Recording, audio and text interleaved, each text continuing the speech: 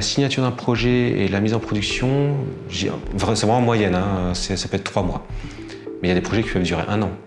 Et comme des projets qui peuvent durer 2 semaines. Hein, ça dépend vraiment de l'importance du projet, quoi. Il faut être très disponible. Quand nos clients ont une question, il faut y répondre quand même. On n'attend pas 2 jours avant de lui répondre. En tant qu'agence, c'est aussi l'image d'agence, d'être réactif, de bien expliquer les choses, de bien synthétiser, vulgariser aussi. On peut au moins 10 projets en même temps. Ouais. C'est pour ça qu'il faut aussi être très bien organisé. Bien utiliser les outils, être à l'aise avec les outils de gestion de projet, bien communiquer en interne, bien communiquer en externe. Parce que sinon, quand on est sur plusieurs projets en même temps, il faut réussir à livrer dans les temps, il faut que le projet corresponde à ce qui a été imaginé et aussi acheté par le client. On essaye quand même de privilégier le fait d'être en présentiel, malgré le fait que, comme dans le domaine numérique, avec nos ordinateurs, on peut faire des visios, etc. Donc pendant le confinement, on s'est quand même très vite adapté du fait d'être 100% télétravail.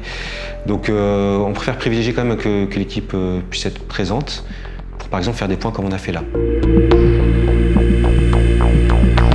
On a fait vraiment un grand effort d'aménagement à l'agence pour que les gens se sentent bien, justement, avec une décoration dans les bureaux, avec une thématique de film dans chaque bureau. Tous les profils sont entre Bac+3 et Bac+5, minimum licence pro.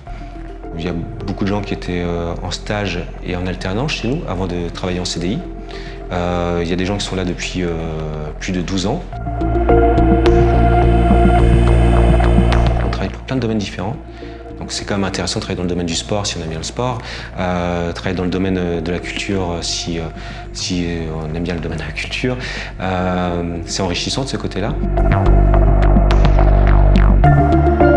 Dans le numérique, dans le digital, tout évolue très vite, donc il faut être toujours à la page. Et ça, c'est quand même enthousiasmant de toujours faire en sorte de découvrir de nouvelles technologies, de nouvelles normes en termes de design.